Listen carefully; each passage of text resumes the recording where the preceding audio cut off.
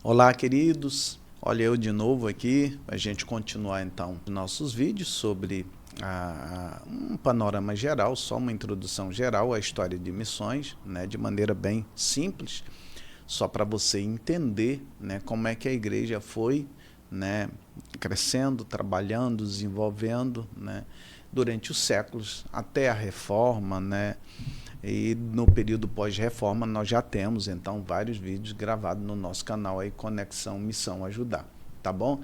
Então eu estou aqui gravando esses vídeos para você ter melhor esse entendimento, tá? Lembrando sempre, curta, compartilhe, né, os nossos vídeos, acione o sininho, tá bom?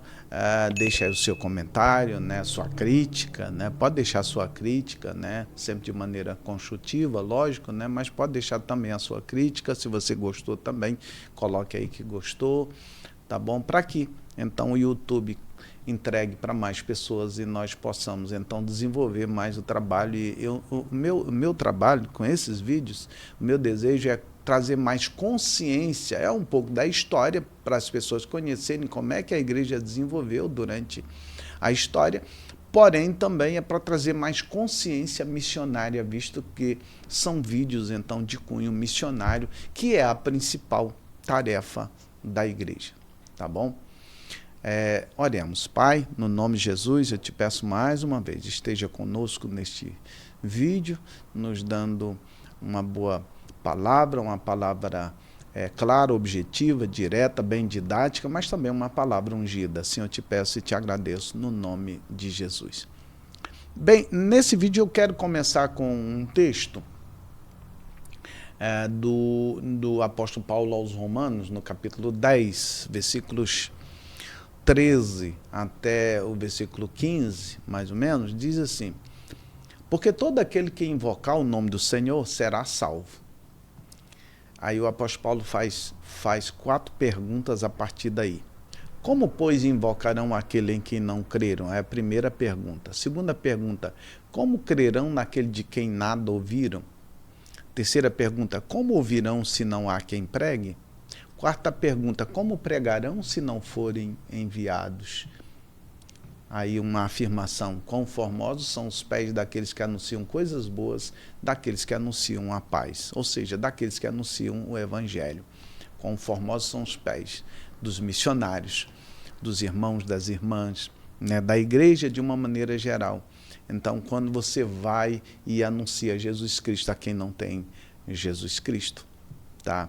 Então, é bem por aí, a igreja, a responsabilidade da igreja, e é um todo, você vê que é um todo, né? Pessoas precisam ouvir, tá? Pessoas estão sedentas, pessoas querem invocar o nome do Senhor, porém, entendeu?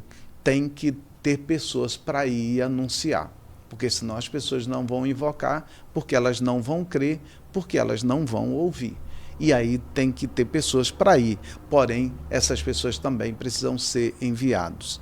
Jesus já enviou a igreja, a palavra já está lá, tá bom? Ide, Jesus já enviou.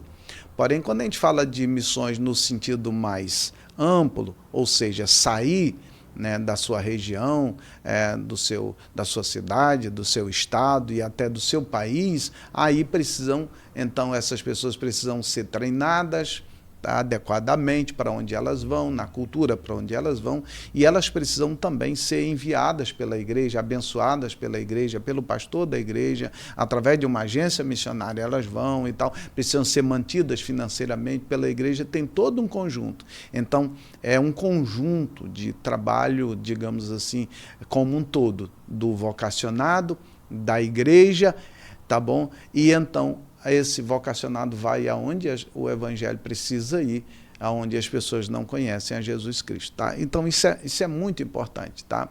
Bem, dito isso, né, e é simplesmente para a gente introduzir esse vídeo, lembrando, né, do nosso vídeo passado, nós falamos que no 2º e 3º século, então a igreja cresceu a partir do trabalho de formiguinha da igreja, dos leigos, da igreja de uma maneira geral. Não foi só os líderes, os missionários, não teve nenhuma grande missão nesse período, não teve nenhum missionário, uma equipe de missionários que saiu para ir para outro país e tal, aquela coisa toda. Não teve. Mas teve o trabalho, né, ininterrupto da igreja, mesmo com toda a perseguição.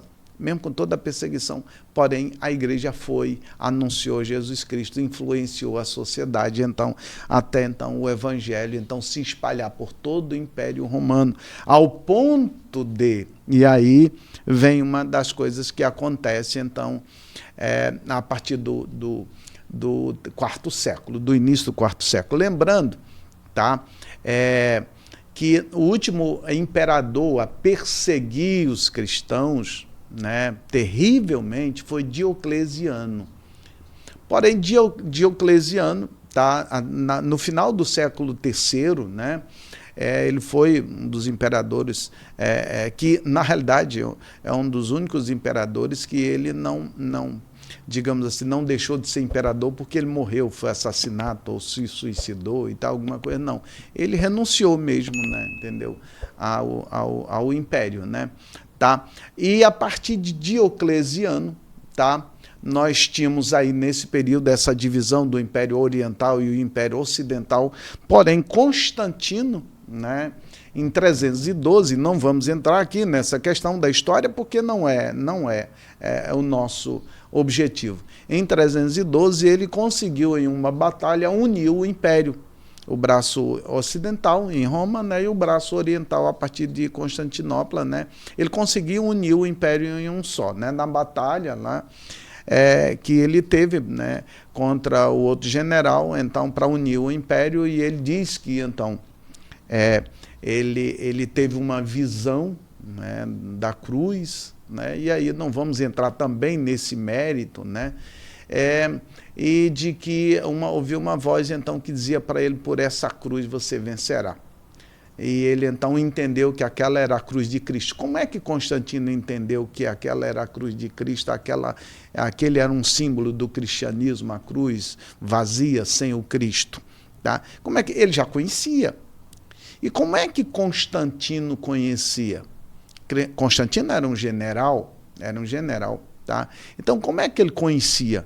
Ele conhecia porque o evangelho tinha chegado nos palácios. Através de quem? Através dos escravos, dos servos, dos empregados, através de soldados que já tinham se convertidos, porque sua família era convertida. Então, o cristianismo ele penetrou em todas as esferas da sociedade, não apenas na classe mais baixa, na classe mais pobre, né, mas na classe alta também, ao ponto do general, né, que era digamos assim, o governante de uma das alas do império, tá bom? Ele já conhecia a mensagem da cruz, porque ele, entendeu, teve essa visão, suposta visão. Aí se discute se ele realmente teve essa visão, ou se, como alguns historiadores dizem, muitos soldados já eram e tal, já defendiam essa fé cristã, e aí tem todo um conjunto, de divagações, análise, né, sobre essa possibilidade. Se Constantino, usou o cristianismo, né, para de certa maneira unir, né, tipo aquele negócio, né, não pode com eles, junte-se a eles, né, se foi isso, não vamos entrar nisso aí não. O certo é que Constantino já conhecia a mensagem do evangelho. Ele já conhecia, de alguma forma ele já conhecia. E Constantino aí, isso aconteceu em 312, né? E em 313, no Edito de Milão, né, em junho de 313, se não me falha a memória, junho ou julho de 313, nós não estamos aqui falando de história, né, de uma maneira geral, de maneira detalhada, porém, apenas pegando um pouco da história, né? Mas foi em junho ou julho de 313 que foi promulgado, né, o Edito de Milão, creio que junho. Tá, o Edito de Milão, que foi, cessou toda a perseguição ao Império Romano. Cessou toda a perseguição ao cristianismo. O Império Romano deixou de perseguir ao cristianismo. E o imperador se declarou agora cristão. O imperador agora era um cristão. Tá bom? E aí, o que aconteceu nesse período? Tá? Nesse período, tá, aconteceu uma coisa boa, porém uma coisa ruim. Tá? Uma coisa ruim também. A coisa boa é que os cristãos tiveram, vamos chamar assim, um alívio, um refresco nesse período. Eles deixaram de ser perseguidos. Né? Eles agora podiam confessar sua fé livremente, sem medo, né, de serem presos, de serem jogados às feras e tal, entendeu? Então isso foi uma coisa boa nesse período, foi uma coisa boa. Tá? Porém, de certa maneira, também teve o outro lado ruim. Por quê? Porque como o imperador agora disse agora eu sou cristão, né? Agora todas as pessoas então queriam ser cristãs, porque é a fé do imperador. A fé do imperador agora então é a nossa fé também, né? Então, aí o império, aí o que começou a acontecer? Constantino começou a mandar derrubar altares nos templos pagãos e tal, que aí foi um outro problema que teve, né? Foi essa questão do uso da política, né? Do uso da política, né? Porque ele começou, para agradar a todos, ele começou a derrubar altares pagãos e começou então a trazer os sacerdotes desses cultos pagãos, tantos cultos, né? O Império Romano era cheio de cultos a vários deuses, né? Os próprios deuses romanos, né? Também da mitologia romana, também mitologia egípcia e a mitologia grega principalmente, aquela coisa toda. Então começou a vir para dentro do cristianismo esses sacerdotes e tal, entendeu? Que não se converteram coisa nenhuma, tá? Eles estavam ali simplesmente por causa da benesse do império, né? Do imperador. Então se tornaram, né, aparentemente cristãos, e aí veio para dentro do cristianismo muita coisa ruim, né? Veio a corrupção, e aí, entendeu? Aqui entra uma coisa, uma reflexão minha nesse ponto aqui. Mais uma vez, né, eu gosto muito de falar sobre isso. Eu gosto porque eu entendo que precisa ser dessa maneira. O que é isso? Igreja, o que eu quero dizer com isso? Igreja e Estado precisa caminhar separado. Igreja é a igreja de Cristo. A igreja ela deve obedecer às leis do Estado, cumprir com as leis que o Estado tem, a Constituição, tudo isso. Né? Tudo isso ela precisa, lógico, né? Desde que a Constituição não fira os princípios de Cristo.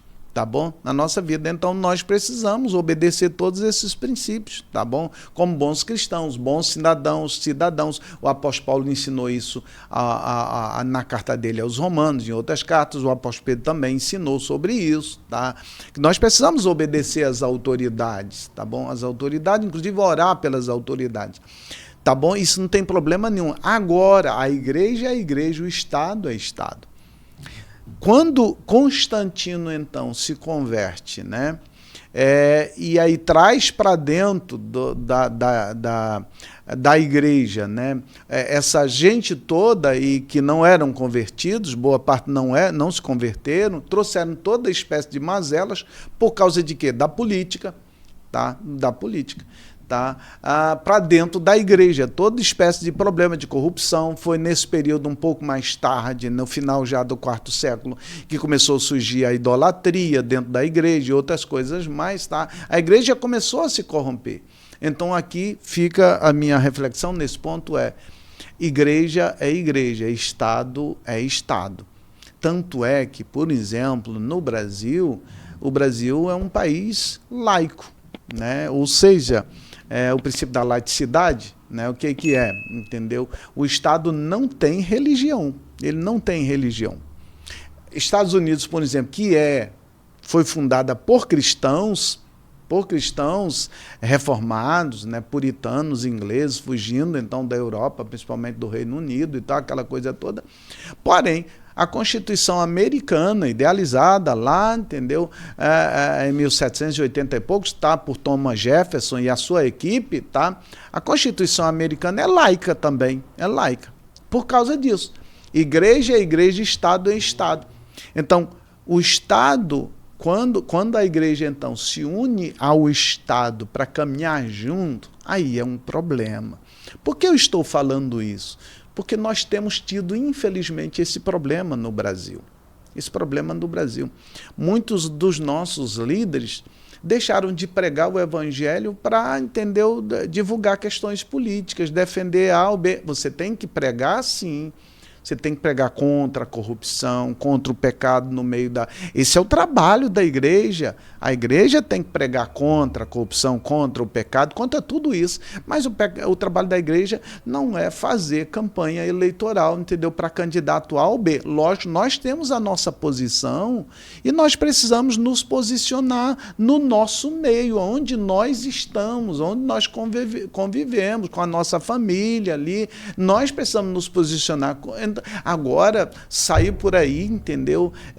Digamos assim, fazendo, né, campanhas políticas é diferente. Se tem um candidato que é cristão, ele faz a campanha dele, porque ele é um cristão, beleza. Mas ele está fazendo a campanha como político que ele é. Mas não porque ele pertence à igreja, então ele agora tem que fazer campanhas políticas, né? Para os candidatos e tal, da área que eu defendo, não, de maneira nenhuma. Ainda que tenhamos o nosso pensamento, a nossa defesa, e temos que pregar, sim, contra o erro. Temos que pegar contra o erro. Mas fazer campanha eleitoral para isso ou para B, não podemos. E foi aí, nesse período, que entrou no seio da igreja a corrupção. E aí, o que aconteceu com isso? O cristianismo, mais tarde, com Teodósio, né, que foi o imperador a partir do ano 379, se eu não me engano, agora, 379, Teodósio assumiu o poder, e Teodósio agora transformou o cristianismo como a religião oficial do Império Romano. Olha só, igreja e Estado. Aí o que aconteceu? A igreja antes era o quê? Perseguida.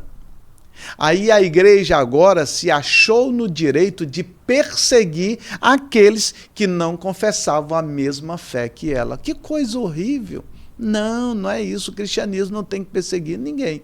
O cristianismo, Deus é um Deus de amor, lembra-se? Porque Deus amou o mundo de tal maneira que deu o seu Filho unigênito para que todo aquele que nele crê não pereça, mas tenha a vida eterna. Isso é cristianismo. Isso é cristianismo. Então, o cristianismo tem que anunciar Jesus Cristo, né? O Deus, entendeu, que se fez homem, que viveu entre nós, que morreu pelos nossos pecados. Então, o cristianismo não tem que perseguir ninguém, mas ninguém mesmo. A mensagem do cristianismo é a mensagem de amor, porque o nosso Deus é um Deus de amor. Tá bom? É um Deus de amor. É lógico, né, que é um Deus de amor, mas também é um Deus de justiça, mas não vamos entrar nessa questão. Porém, a mensagem do cristianismo é a mensagem de amor, não a mensagem de perseguição A, B. E aí o cristianismo passou a perseguir, então.